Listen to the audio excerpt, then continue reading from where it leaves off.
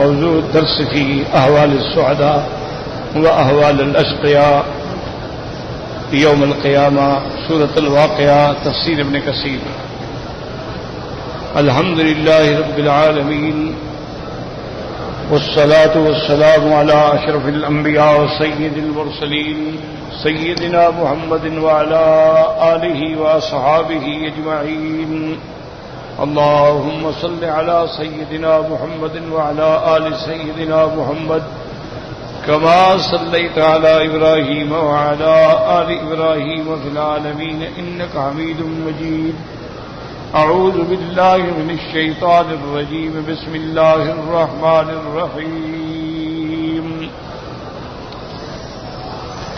ثلة من الأولين وثلة من الآخرين. قال المؤلف والمفسر رحمه الله تعالى: أدام النفع بعلومه وعلومكم في الدارين آمين، إلى أن قال: وقال ابن أبي حاتم حدثنا المنذر بن شازان قال حدثنا محمد بن بكار قال حدثنا سعيد بن بشير قتادة عن الحسن عن عمران بن حسين عن عبد الله بن مسعود رضي الله تعالى عنه قال: وكان بعضهم يأخذ عن بعض. قال: أقربنا ذات ليلة عند رسول الله صلى الله عليه وسلم ثم غدونا عليه فقال: أردت علي الأنبياء وأتباعها بأممها فيمر علي النبي عليه السلام والنبي صلى الله عليه وسلم في العصابة والنبي في السلاسة والنبي وليس معه أحد عليهم الصلوات والتسليم. وتلا قتادة هذه الآية: أليس منكم رجل رشيد. قال: حتى مر علي موسى بن عمران عليه السلام في كوكبة من بني إسرائيل. قال: قلت: ربي من هذا؟ قال: هذا أخوك موسى بن عمران عليه السلام ومن تبعه من بني إسرائيل. قال: قلت: رب فأين أمتي؟ قلت: انظر عن يمينك في الزراب. قال: فإذا وجوه الرجال. قال: أرضيت؟ قال: قلت: قد رضيت رب. قال: انظر إلى الأفق عن يسارك فإذا وجوه الرجال. قال: أرضيت؟ قلت: قد رضيت رب. قال: فإنما هؤلاء 70,000 يدخلون الجنة بغير حساب. اب مفسر رحمۃ اللہ علیہ قرآن پاک کی اس آیت کی تفسیر بیان فرما رہے ہیں: سلۃ من الاولین وسلۃ من الاخرین. ایک بہت بڑی جماعت اولین میں سے اور بہت بڑی جماعت جو ہے وہ آخرین میں سے بھی ہوگی.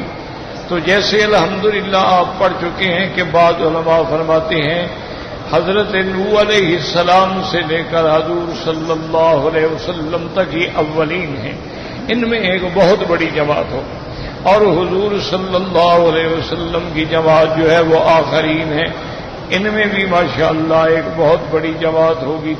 اب ابن ابی حاتم رحمۃ اللہ علیہ فرماتے ہیں: عبداللہ بن مسعود رضی اللہ تعالیٰ عنہ قال: وكان بعضهم يأخذ عن بعض. حضرت عبداللہ بن مسعود رضی اللہ تعالیٰ عنہ فرماتی ہیں کہ ہم ایک دوسرے سے حضور پاک صلی اللہ علیہ وسلم کا فرمان سنا کرتے تھے کہ حضور نے کوئی بات فرمائی ہے، حضور پاک صلی اللہ علیہ وسلم کی کوئی بات سنائیں.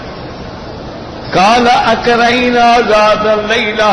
ایک رات ہم نے پوری گزاری عند رسول اللہ صلی اللہ علیہ وسلم ثم غدونا علیہ. پھر صبح کو حضور کی خدمت میں حاضر ہوئے. فقال: عرضت علی الانبیاء واتباعها باممها. حضور پاک صلی اللہ علیہ وسلم نے فرمایا کہ اللہ تبارک و تعالی نے مجھے دکھلایا ہے، پہلے انبیاء اور ان کی امتیں جو ہیں مجھے دکھلائی گئی ہیں. فرماتی ہیں کہ میں نے دیکھا وَيَمُرُّ عَلَيَّ النَّبِيُّ. میں نے دیکھا کہ ایک اللہ کا پیغمبر اکیلا ہے، وَالنَّبِيُّ فِي الْعَصَابَةِ. اور ایک نبی کے ساتھ ایک تھوڑی جماعت ہے، وَالنَّبِيُّ فِي السَّلَاسَةِ. اور ایک پیغمبر ایسے ہیں جن کی امتیوں میں سے صرف 3 آدمی ہیں، والنبی لیس معہ احد، اور ایسے پیغمبر بھی ہیں جن کے ساتھ کوئی ایک بھی مسلمان نہیں ہے۔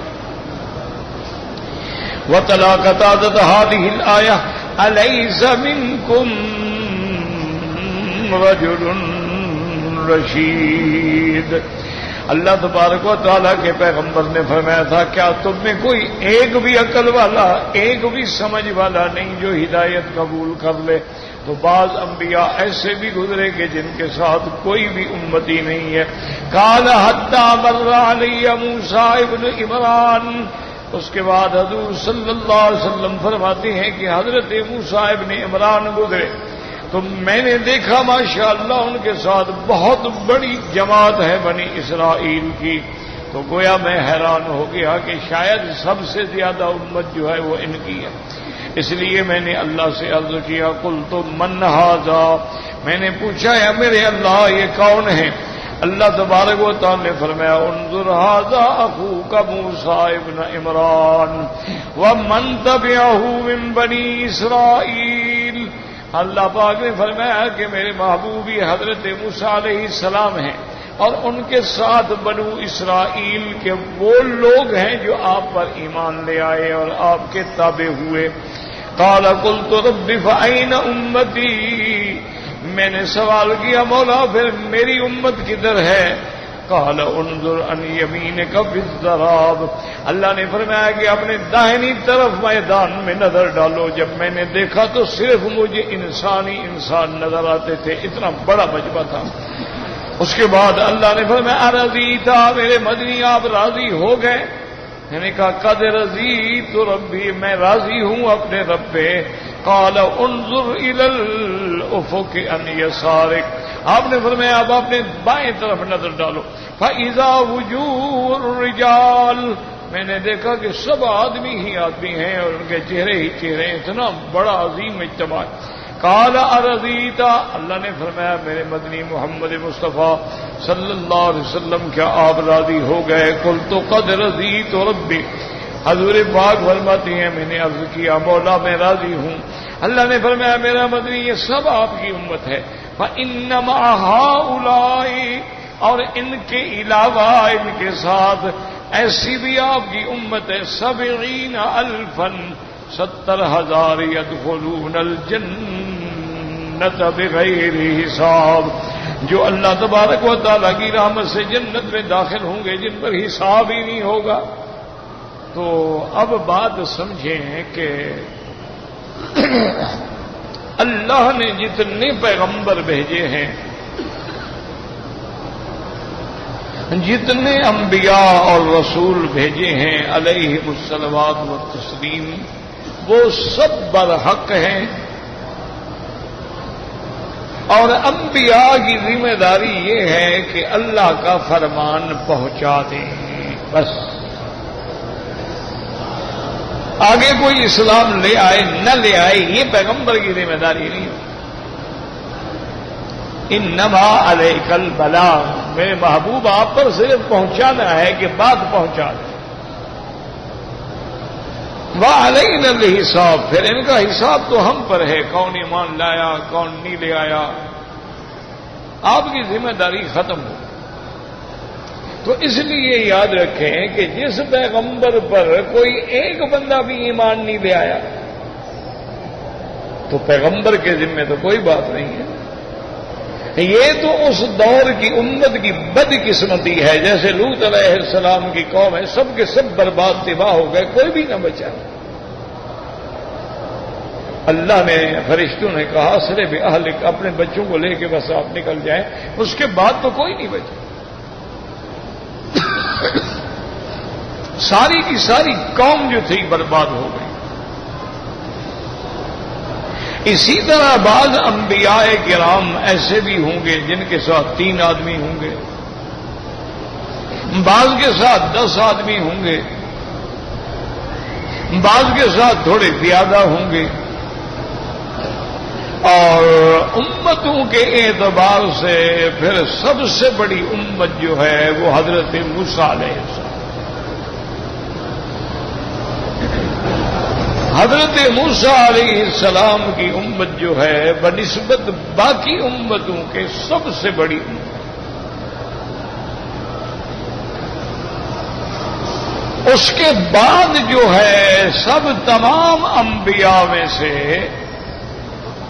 سب سے زیادہ امت جو ہے وہ سیدنا محمد مصطفیٰ صلی اللہ علیہ وعلی آلہ واصحابہ وسلم کی ہے۔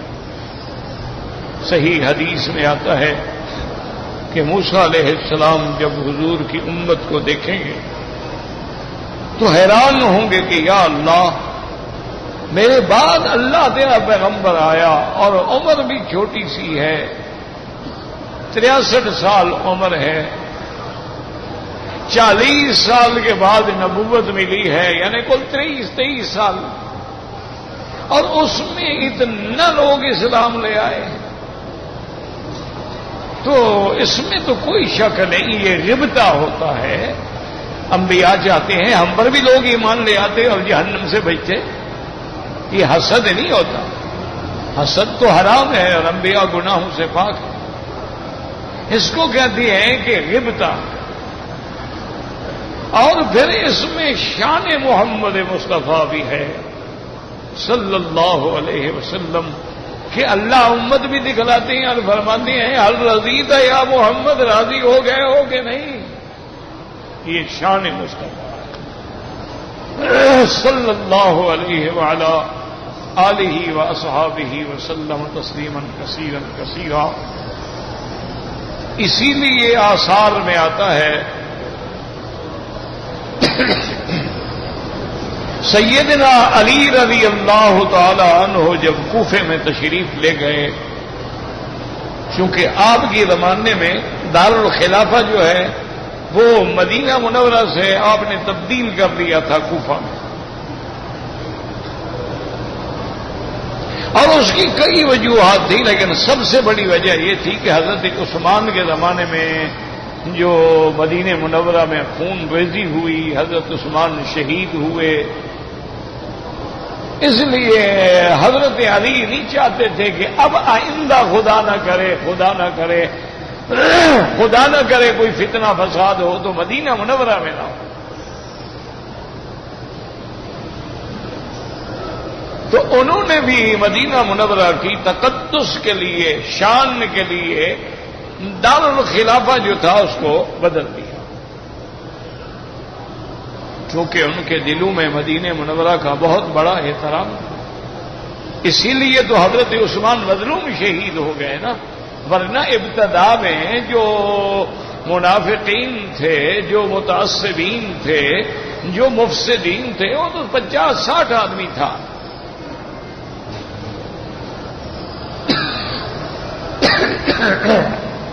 اور حضرت علی رضی اللہ تعالیٰ عنہ نے خود جا کر دیوار کے باہر سے کھڑے ہو کے حضرت عثمان کو بلایا، آپ دیوار سے سامنے آئے اور حضرت علی نے عرض کیا کہ امیر المومنین آپ خلیفہ رسول اللہ ہیں، جب تک آپ حکم نہ دیں تو ہم تو کوئی قدم نہیں اٹھا سکتے، آپ اگر حکم دے دیں تو یہ باغی جو ہیں ان کے تو گوشت کے ٹکڑے بھی نہیں ملیں گے مدینے میں۔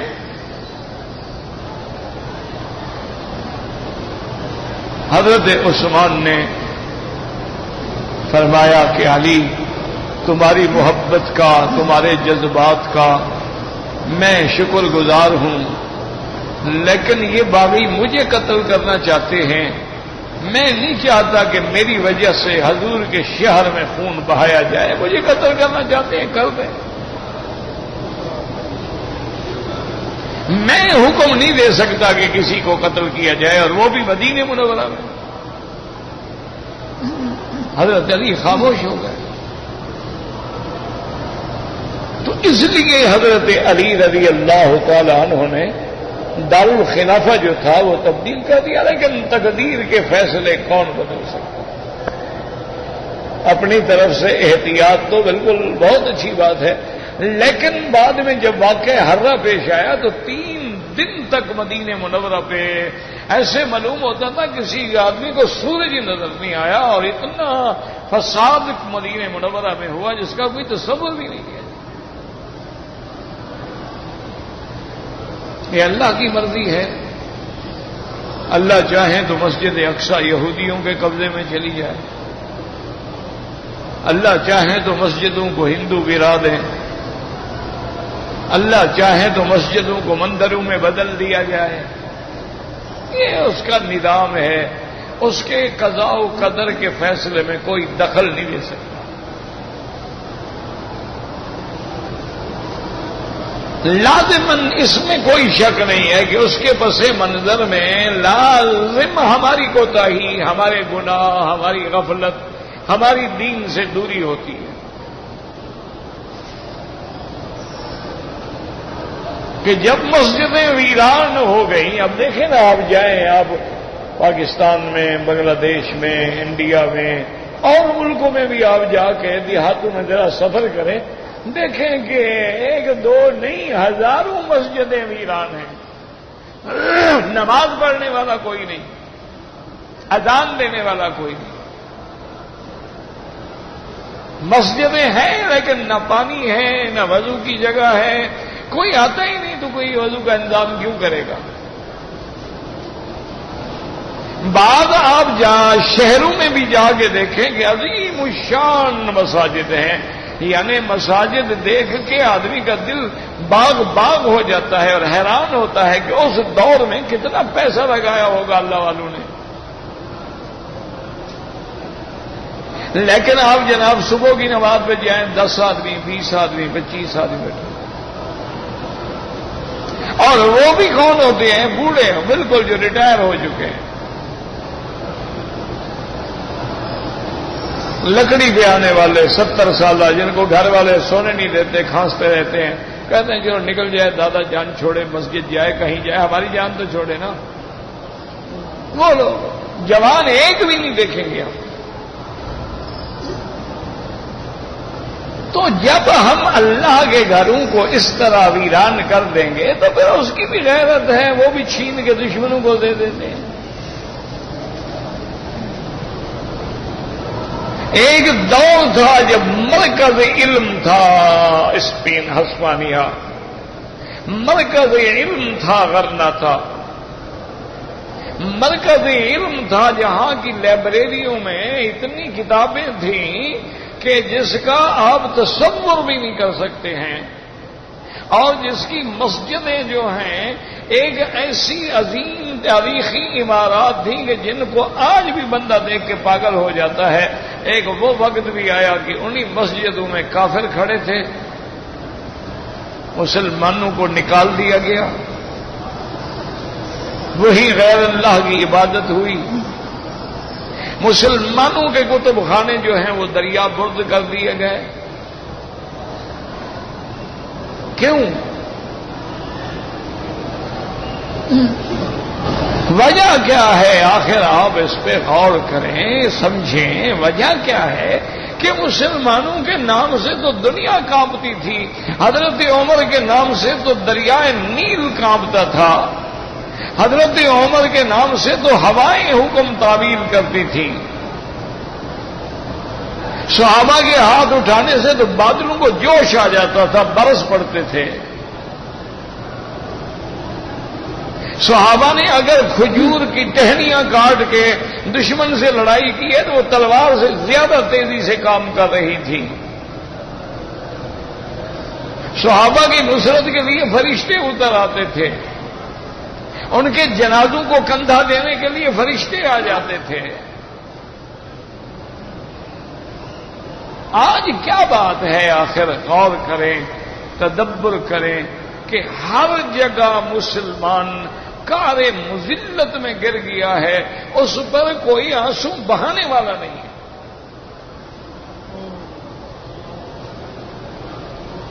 اور قوم اتنی بے حس ہو گئی ہے، اتنی بے ضمیر ہو گئی ہے، اتنی مردہ دل ہو گئی ہے، اتنی ان کے دلوں پہ گناہوں کی زنگ چڑھ گئی ہے کہ ہر چینل کھول کے دیکھ لو عورتیں ہیں ناچ رہی ہیں. مسلمان عورتیں، ہندو نہیں، کافر نہیں، سکھ نہیں، یہودی نہیں، مسلمانوں کی بیٹیاں ہیں. اور وہ ایسے ایسے لباس پہن کے بیٹھتی ہیں کہ پتہ کرنا پڑتا ہے کہ لباس کہاں ہے. کچھ نہیں، لوگ مر رہے ہیں، قتل ہو رہا ہے، جنازے اٹھ رہے ہیں، حادثے ہو رہے ہیں، گاڑیاں گر گئی ہیں، تودے گر گئے ہیں، زلزلے آ گئے ہیں، پہاڑ ہٹ گئے، ان کو کوئی فرق نہیں ہے، وہ ناچ رہے ہیں، ڈانس کر رہے ہیں. تو اس کے بعد بھی تم اللہ کی رحمت مانگتے ہو، یعنی اللہ کے جلال کو اور زیادہ آپ غصہ دینا چاہتے ہیں کہ اللہ اس سے زیادہ انتقام لیں. ثقافتی طائفے مسلمان لڑکیاں جو ہیں وہ ہندوؤں کے ہاتھ میں ہاتھ ڈالے بوسے دے رہی ہیں. مسلمان لڑکیاں جو ہیں وہ تلک اور بندی لگا رہی ہیں جو ہندو لڑکیاں لگاتی تھیں.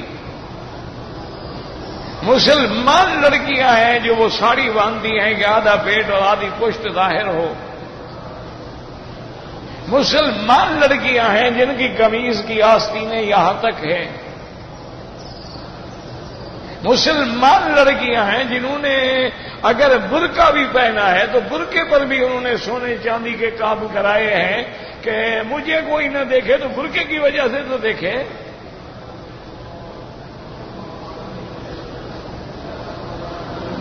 یہ برقع ہے، کس نے کہا ہے؟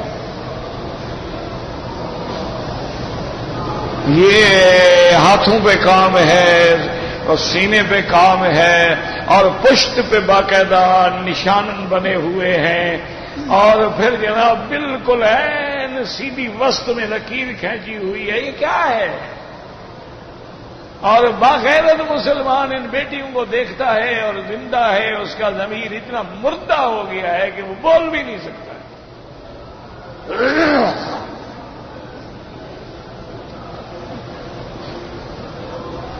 تمہارا تو وہ دور تھا کہ حجاج ابن یوسف جیسا ظالم انسان جو صحابہ کا قاتل ہے، جس نے اللہ کے کعبے پہ منجنیق سے گولہ باری کر کے خدا کی دیواروں کو توڑا ہے، جو تابعین کا قاتل ہے، جو ظالم و ہذہ الامہ ہے، اس امت کا سب سے بڑا ظالم جو ہے وہ حجاج تھا، جس کی لغت میں معافی کا لفظ ہی کوئی نہیں تھا. اتنا بڑا ظالم آدمی، ان کو ایک پھٹے پرانے کاغذ پہ 3 لڑکیوں کا لکھا ہوا خط پہنچتا ہے کہ حجاج کیا مسلمان بے غیرت ہو گئے ہیں کہ ہم 3 مسلمان لڑکیاں ہیں اور راجہ داہر نے ہمیں اپنے محل میں قید میں رکھا ہوا ہے اور ہر رات ہمارے ناچ ہوتے ہیں، ہماری عزتوں عصمتوں سے کھیلا جاتا ہے، ساری رات ہمیں وہ جھنجھوڑتے ہیں، بھمبوڑتے ہیں جیسے کتے کو بھمبوڑا جاتا ہے، اور کوئی مسلمان نہیں ہے جو اپنی بہنوں کے خون کی عصمت کی غیرت کھا لے. انہوں نے کیسے خدا جانے ان مظلوم لڑکیوں نے کیسے وہ خط لکھا ہوگا، کیسے دیا ہوگا، اور کیسے جناب آپ کے سندھ سے یعنی آج کل جہاں میرپور ہے، حیدرآباد ہے، یہی علاقہ تھا نا سارا سندھ کا جہاں راجہ داہر تھا، وہاں سے وہ خط چلتا چلتا چلتا چلتا عراق بغداد میں حجاج ابن یوسف کو پہنچتا ہے. وہ گورنر تھا. حجاج نے پڑھا، اس کا خون کھول گیا. اس نے کہا ہندو دیوی دیوتا کا پجاری، گائے کا پیشاب پینے والا کتا ہماری مسلمان لڑکیوں سے، ان کی عصمتوں سے کھیلتا ہے. اپنے داماد کو بلایا، محمد بن قاسم کو، 16 سال اس کی عمر تھی. کہا کہ فوراً فوج لے کے نکلو اور راجہ داہر کی اینٹ سے اینٹ بجا دو، ایک بچہ بھی ان کا نہ چھوڑو.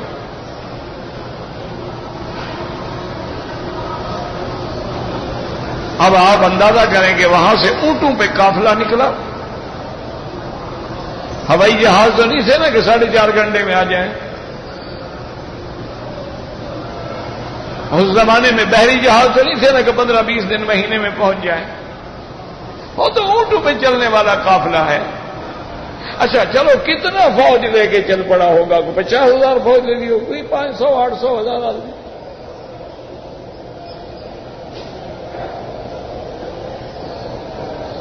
اسی لیے آپ اس سارے راستے کی تاریخ اٹھا کے دیکھ لیں کہ جہاں جہاں سے محمد بن قاسم گزرتا گیا وہاں کھجوریں ہیں، چونکہ وہ عرب لوگ تھے، کھجوریں کھاتے گئے اور گٹھلیاں پھینکتے گئے، کھجوریں ہوتی گئیں۔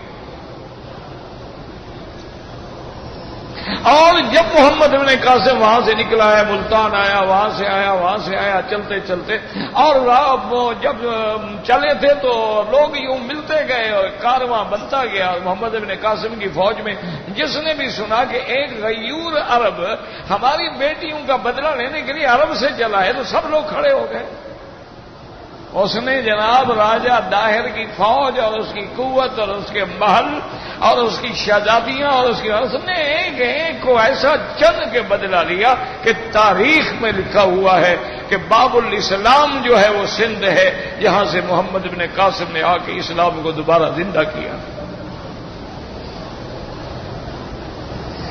اور باقی لوگوں کے ساتھ ایسا اس شریف انسان نے ایسا مہربانی کا برتاؤ کیا کہ ہندو کہتے تھے کہ بھائی ہم تو غلطی میں تھے، یہ تو ہمارا کوئی دیوتا آ گیا ہے۔ آج وہ مسلمان کہاں ہیں؟ اسی لیے اقبال رویا تھا کہ تجھ کو بتاؤں میں تاریخ کیا ہے، شمشیر و ثنا اول طاؤس و رباب آخر۔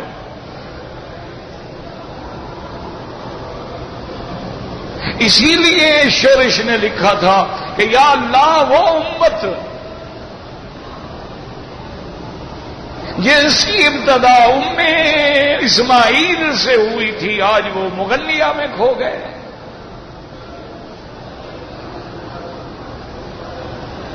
تو اس لیے ہمیشہ یاد رکھیں کہ اللہ نے حضور کو بڑی شان دی ہے، لیکن آپ کلمہ پڑھنے کے بعد جیسے نبی کے امتی ہیں اسی طرح آپ گویا نبی کی اولاد بھی ہیں۔ بات سمجھو، النبی اولا بالمؤمنین من انفسہم وازواجہ امہاتہم۔ اللہ نے فرمایا میرا مدنی جو ہے ہر کسی کی جان سے بھی زیادہ مقدم ہے، اور اس کی بیویاں تمہاری مائیں ہیں۔ جب حضور کی بیویاں ہماری مائیں بنی تو حضور اب لکم وہ آپ کے باپ بنے۔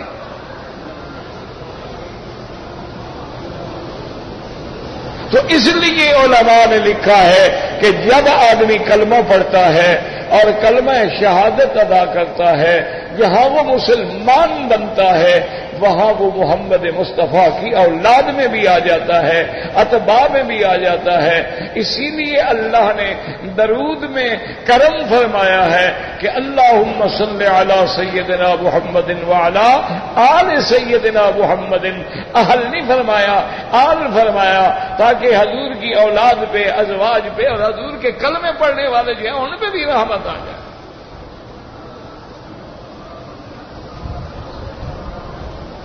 لفظ آل جو ہے وہ اتنا بڑا ہوتا ہے، اتنا وسیع ہوتا ہے کہ اس میں جو اتباع کرنے والے ہیں وہ بھی آل میں آ جاتے ہیں۔ جیسے اللہ فرماتے ہیں کہ قیامت کے دن ہم حکم دیں گے ادخلوا آل فرعون اشد العذاب، آل فرعون۔ تو آل فرعون سے کون مراد ہے؟ جو فرعون کے حکم پہ چلنے والے تھے۔ تو آل محمد سے کون مراد ہے؟ جو محمد مصطفیٰ کے حکم پہ چلنے والے ہیں۔ تو اب جب آپ بیٹے بن گئے اور جس لڑکی نے کلمہ پڑھا وہ حضور کی بیٹی بن گئی، اب حضور کی بیٹی گھونگھرو پاؤں میں ڈال کے ڈانس کرتی ہو، حضور کی بیٹی غیروں کے ہاتھوں میں کھیلتی ہو، اب آپ بتائیں اس غیرت کا یا اس اسلام کے بارے میں کیا کہوں؟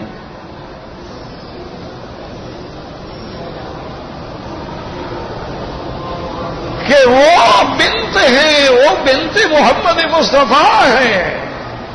حضور کی بیٹی بن گئی ہے کلمہ پڑھنے کے بعد، اور بیٹی بن کے وہ کارگر ہے، بیٹی بن کے وہ ماڈل ہے، بیٹی بن کے وہ کیٹ واک کر رہی ہے، بیٹی بن کے وہ میگزین کے اوپر اس کے بالکل اریاں تصاویر چھاپی جاتی ہیں، تو قیامت میں کیا دکھلاؤ گے منہ محمد مصطفیٰ صلی اللہ علیہ وآلہ آلہ واصحابہ وسلم تسلیما کثیرا کثیرا۔ یہ الگ بات ہے کہ اللہ رحمت فرما دے، ورنہ ہم نے یعنی انتہا کر دی ہے کہ اب اس کے بعد جو ہے، جیسے کہ بزرگوں نے لکھا ہے کہ اب شیطان نے ہمارے علاقوں میں کام کرنا چھوڑ دیا ہے، چھٹی پہ چلا گیا ہے۔ وہ کہتے ہیں یہ تو میرے بھی استاد ہیں، ان کو میں نے کیا گمراہ کرنا ہے۔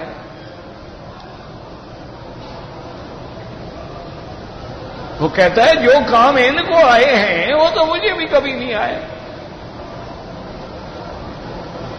وہ لکھتے ہیں نا کہ ایک دفعہ شیطان کو خیال آیا، لڑکے کھیل رہے تھے کبڈی، جیسے ہمارے ہاں دیہاتوں میں تو بڑی بڑی کھیل کبڈی ہوتی ہے، اور کہاں سے وہ کرکٹ کھیلیں گے ماشاءاللہ، اور جو کرکٹ کھیلیں گے ماشاءاللہ ان کے بھی کردار آپ دیکھ رہے ہیں ماشاءاللہ، یعنی ہر بندہ چور ہے نا۔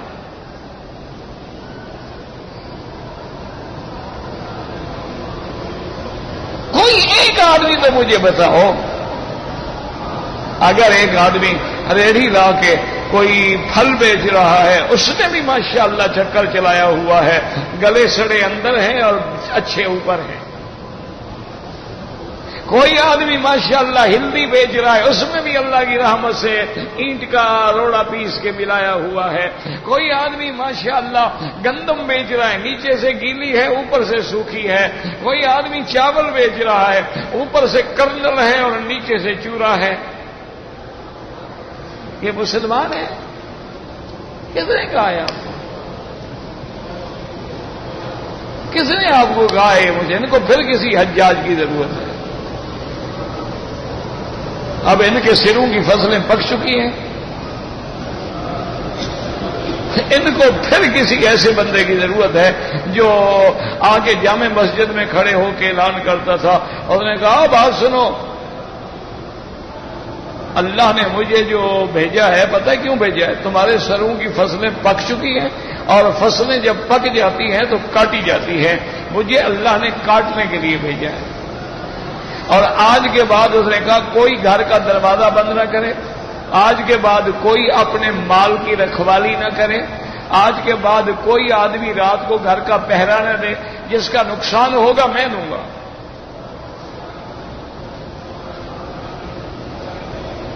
پتہ ہے اس نے کیسے کنٹرول کیا؟ جہاں وہ ظالم تھا بڑا ایڈمنسٹریٹر بھی تو تھا نا۔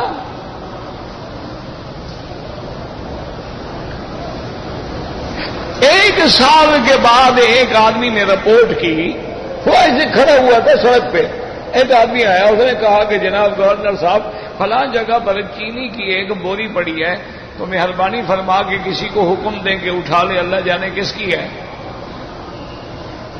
اس نے کہا اچھا وہ تو میں اٹھا لوں گا، تمہیں کیسے پتا ہے کہ وہ چینی ہے؟ وہ نمک بھی تو ہو سکتا ہے۔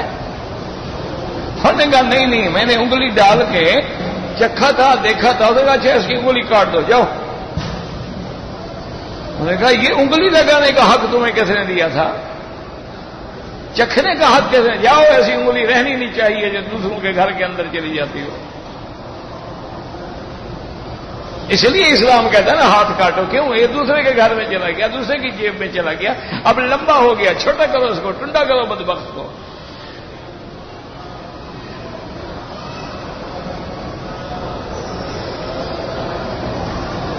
اللہ نے تو حضور کو وہ شان بخشی ہے، وہ شان بخشی ہے، لیکن یہ معنی تو نہیں ربیع الاول کا کہ ہم حضور کے نام پر مجلسیں منعقد کریں اور حضور کی نافرمانی بھی کریں، جھوم جھوم کے نعتیں پڑھیں اور اپنی داڑھی بھی نہ ہو، جھوم جھوم کے ہم غزلیں پڑھیں اور رات کی نماز عشاء بھی ختم، فجر بھی ختم، جب مجلس برخاست ہوگی سو جائیں گے، پڑے ہوئے ہیں، دوپہر ظہر کو اٹھیں گے انشاءاللہ۔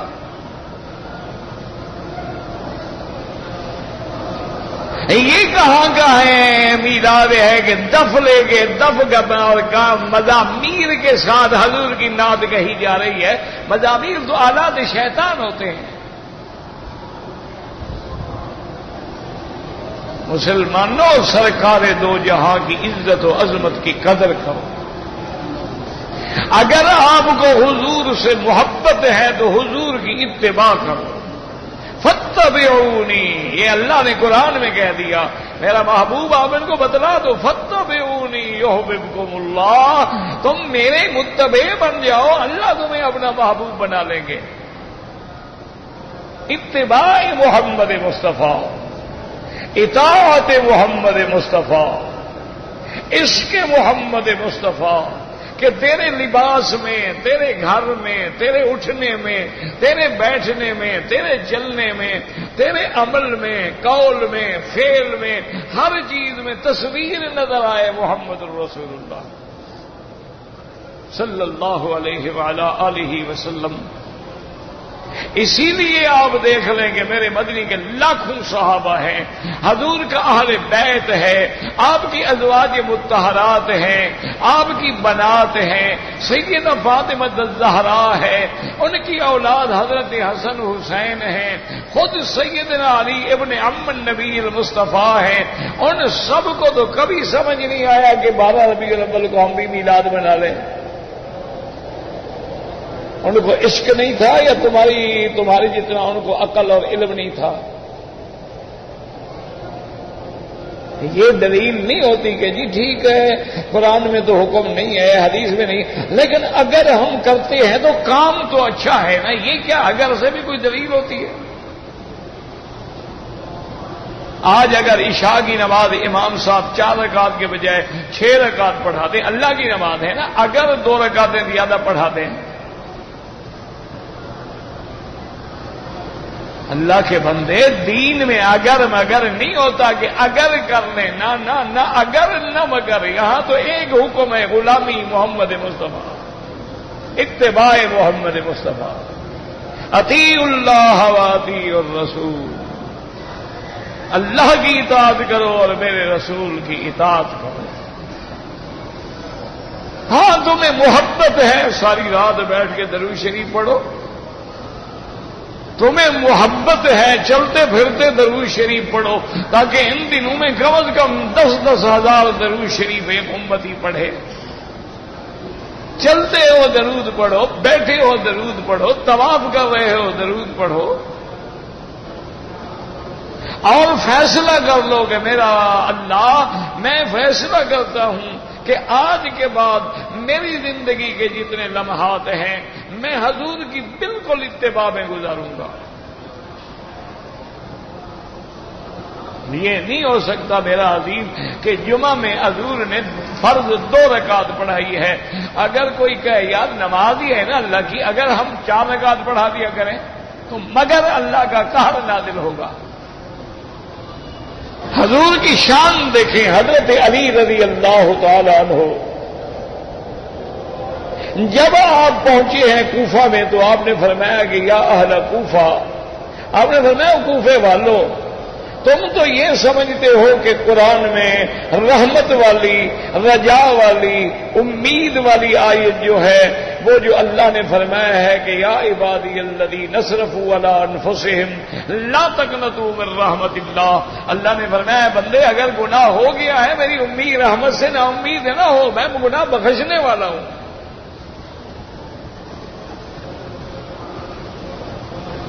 لیکن بخشنے والا ہوں، بخشوانے کے لیے آؤ تو صحیح نا۔ دیکھیں نا، آپ نے کسی سے گناہ بخشوانا ہو تو جاتے ہو نا، منت کرتے ہو، پاؤں پکڑتے ہو، ایڑیاں رگڑتے ہو، یار مہربانی کرو، یار میری غلطی ہو گئی، یار مجھے معاف کرو، تو اللہ کو بھی مناؤ نا جناب۔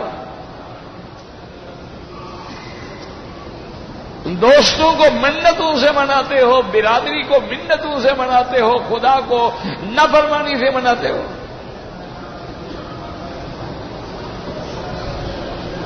حضرت علی رضی اللہ تعالیٰ عنہ نے فرمایا کہ نحن اہل البیت، کہ ہم حضور کے گھر والے جو ہیں ہم سمجھتے ہیں کہ سب سے بڑی رحمت والی آیت، امید والی آیت جو ہے قرآن میں وہ ہے جس میں اللہ نے فرمایا وَلَسَوْفَ يُعْطِيكَ رَبُّكَ فَتَرْضَىٰ۔ اللہ نے فرمایا میرا مدنی، میرا محمد مصطفیٰ صلی اللہ علیہ وسلم، وَلَسَوْفَ يُعْطِيكَ، تیرا رب تجھے اتنی دے گا، اتنی دے گا، فَتَرْضَىٰ، تجھے راضی کر دے گا تیرا رب۔ حضرت علی فرماتے ہیں کہ سب سے امید والی آیت جو ہے قرآن میں وہ یہ ہے، کیونکہ ہمیں یقین ہے محمد مصطفیٰ راضی نہیں ہوں گے جب تک امت جہنم میں ہوگی، حضور راضی نہیں۔ تو اللہ نے وعدہ فرمایا کہ میں راضی کروں گا، تو اس کا معنی ہے کہ حضور کی امت جو ہے وہ جہنم سے نکلے گی، لیکن دعا کرو جائیں کیوں؟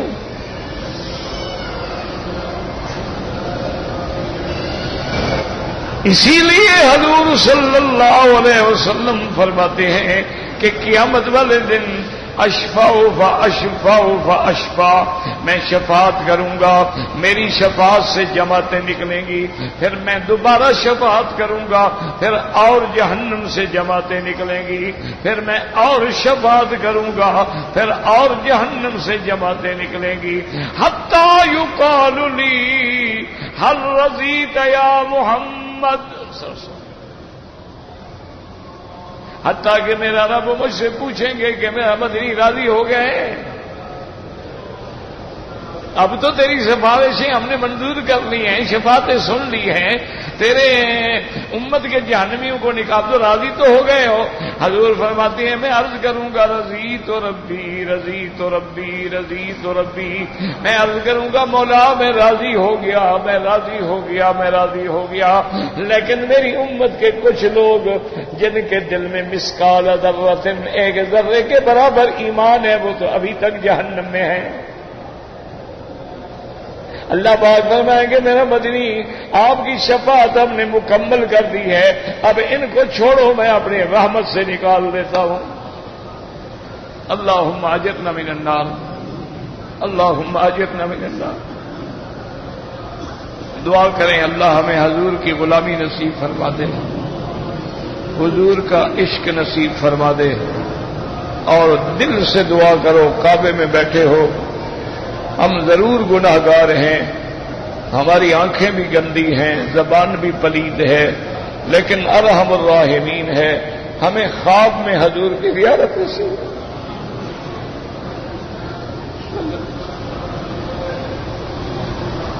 دل سے دعا کرنے، کوئی گھڑی ہوتی ہے رحمت کی، بات نکلتی ہے اور عرش پہ پہنچ جاتی۔ اللہ ہمیں حضور صلی اللہ علیہ وسلم کی زیارت نصیب فرما دیں، اور حضور صلی اللہ علیہ وسلم کی محشر میں شفاعت نصیب فرما دیں، اور قیامت میں حضور صلی اللہ علیہ وسلم کے ہاتھوں سے حوض کوثر پہ جام نصیب فرما دیں، اور جب تک زندہ رہیں حضور کی سنت پہ زندہ رہیں۔ اب جب موت کی گھڑی آئے زبان پہ جاری فرما دے لا الہ الا اللہ محمد الرسول اللہ۔ حضور نے فرمایا جس کا آخری کلمہ موت کے وقت یہ ہوگا وہ خوش ہو جائے کہ اس کی منزل آسان ہو گئی، اللہ اس کو جنت میں داخل فرما دیں گے۔ پہلی منزل آسان ہو تو پھر اگلی منزل بھی، تو اس لیے یہاں بھی اللہ جب حضور کو امت دکھائیں گے تو پوچھیں گے رضیت یا محمد، راضی ہو گئے؟ اتنی امت ہے تیری؟ حضور صلی اللہ علیہ وسلم فرماتے ہیں میں عرض کروں گا کہ میں راضی ہو گیا، میں راضی ہو گیا، پھر اللہ پاک فرمائیں گے ہم ان کے ساتھ تیری امت کے 70,000 لوگوں کو جنت میں داخل کریں گے، اور وہ بھی بغیر کسی حساب کے جنت میں داخل ہو جائیں گے۔ اللہم ارزقنا الجنت بغیر حساب، اللہم ارزقنا الفردوس الاعلی، اللہم ارزقنا الفردوس الاعلی، اللہم یسر امورنا، فرج ہمومنا، اقض عنا دیوننا، یا ارحم الراحمین، یا قاضی الحاجات، یا سمیع الدعاء، یا مستجیب الدعوات۔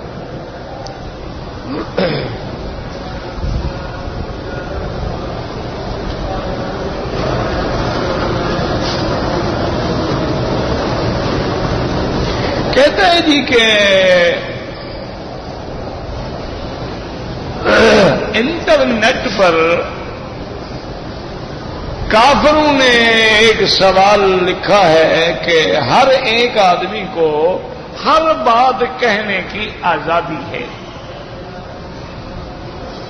تو جب ہر بات کہنے کی آزادی ہے تو ہماری مرضی جو بات ہم کہیں۔ پہلی بات تو مجھے یہ بتلائیں کہ یہ جو فیصلہ ہے کہ ہر آدمی کو ہر بات کہنے کی آزادی ہے، یہ کس کا فیصلہ ہے؟ اللہ نے فرمایا کہ میرا بندہ جو چاہو کہتے رہو۔ حضور پاک نے فرمایا ہے، قرآن میں ہے، تورات میں ہے، انجیل میں ہے کہ جو مرضی آئے کہو۔ اگر ہر کسی کو آزادی ہے تو پھر موسیٰ علیہ السلام نے فرعون کا مقابلہ ہی کیوں کیا؟ اس کو بھی آزادی تھی۔ اگر ہر کسی کو بات کہنے کی آزادی ہے تو عیسیٰ علیہ السلام نے کیوں مقابلہ کیا؟ اور ہر کسی کو کہنے کی آزادی کا کیا معنی ہے؟ یعنی سڑک پہ کھڑے ہو جاؤ، لوگوں کی ماں بہن کو گالی دو، آزادی ہے تمہیں؟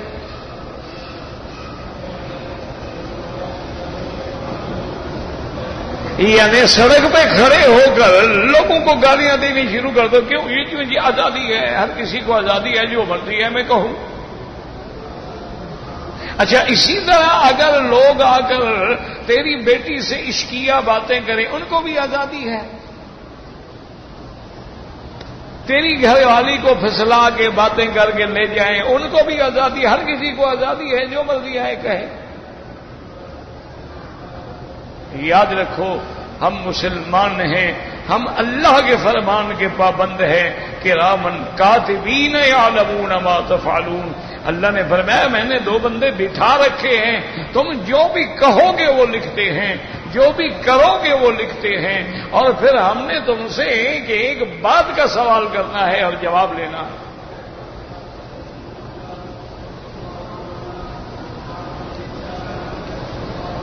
اسی لیے ہر کسی کی اگر آزادی ہے، پھر ابو جہل کو بھی آزادی ہے۔ یہ کیا بات ہے؟ یہ تو جاہلوں کی باتیں ہیں، بے وقوفوں کی باتیں ہیں، اور احمق لوگوں کی باتیں ہیں جو اس قسم کی باتیں کرتے ہیں۔ ان کا میرے خیال میں اللہ نے عقل چھین لی ہے۔ وہ کہتے ہیں جی جمہوریت ہے، ہر کسی کو بات کہنے کا حق ہے۔ جمہوریت میں بات کہنے کا حق ہے تو پھر بات ختم کر دو۔ کیا جیلیں، کیا قانون، کیا نظام، کیا پولیس، کیا مقدمے، کیا دفعات، کیا کورٹیں، ہر کسی کو آزادی ہے۔ اگر یہ ہر کسی کی آزادی کا اور اس پر کوئی قدغن لگانے والا نہ ہو، کوئی آئین نہ ہو، کوئی قانون نہ ہو، تو پھر وہ قوم تو بے دستور ہوگی، بے آئین ہوگی، بے قانون ہوگی، وہ تو جنگلی قوم ہوگی پھر۔ ورنہ ہر کسی کے حدود ہیں، آداب ہیں۔ اب ایک آدمی گاڑی چلا رہا ہے، ایک سامنے سے آ رہا ہے، وہ مارے ٹکر، کیا ہوگا جی مجھے بھی آزادی ہے، میں یہاں ٹکر مار دوں؟ پھر یہ ٹریفک کا قانون، یہ نظام، یہ ریڈ بتی ہے، یہ سرخ بتی ہے، یہ سب کیا مطلب ہے؟ پھر ایک آدمی کہتے میں زہر پینا چاہتا ہوں، مجھے آزادی ہے، یہ کوئی بات ہے؟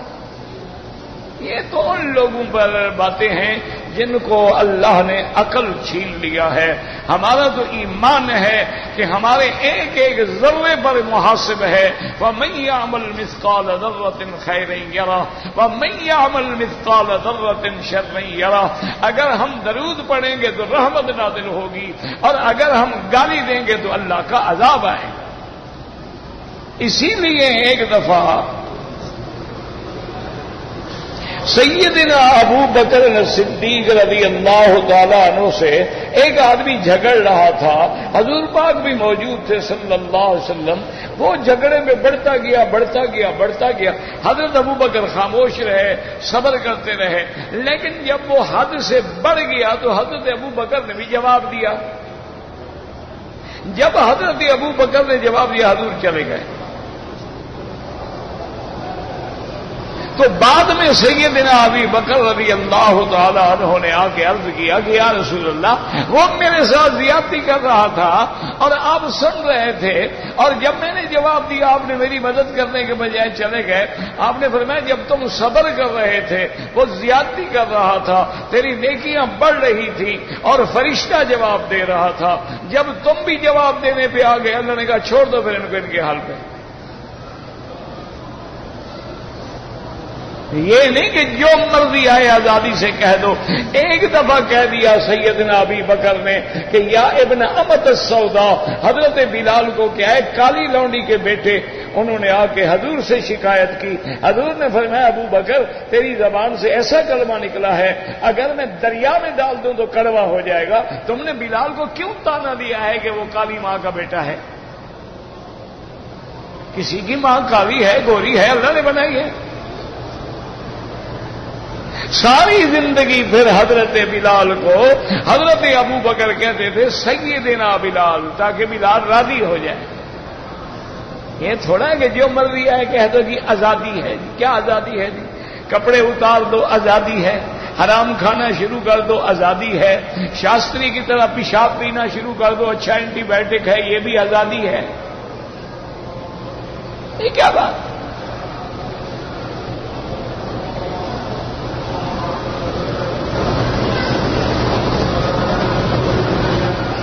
میرا بیٹا جو ہے 22 سال کی عمر ہے، گھر سے نکل گیا ہے، نافرمان ہے، اللہ سے دعا کرو اولاد کا علاج دعا کے سوا کوئی نہیں، اور اس میں لازم ہمارا بھی گناہ ہوتا ہے۔ تم یاد کرو تم نے بھی اپنے والد کے ساتھ کچھ کیا ہوگا، آج وہ تمہارے سامنے ہے پھر بھگتو۔ حل کیا ہے؟ اللہ سے دعا مانگو، اللہ سے معافی مانگو، اس کے کوئی دوستوں کے ذمے لگاؤ کہ اس کو کسی اچھے لوگوں کے ساتھ لگائیں، ورنہ تو کوئی حل نہیں ہے۔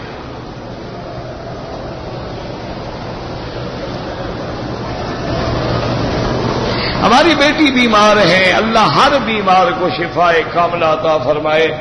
اللہم اشفنا واشف مرضانا ومرضى من اوصانا واستوصانا ومرضى المسلمين اللهم اشفنا واشف مرضانا وارحم موتانا واستجب دعاءنا ولا تخيب رجاءنا برحمتك يا ارحم الراحمين اللهم انصر الاسلام والمسلمين اللهم انصر الاسلام والمسلمين اللهم احفظ سائر بلاد المسلمين وهذا البلد الامين فاجعلها آمنا مطمئنا سخاء رخاء إلى يوم الدين برحمتك يا أرحم الراحمين اللهم اجعل لنا وللمسلمين من كل هم فرجا ومن كل ضيق مخرجا ومن كل بلاء عافيا صلى الله تعالى على خير خلقه سيدنا محمد وعلى آله وصحبه أجمعين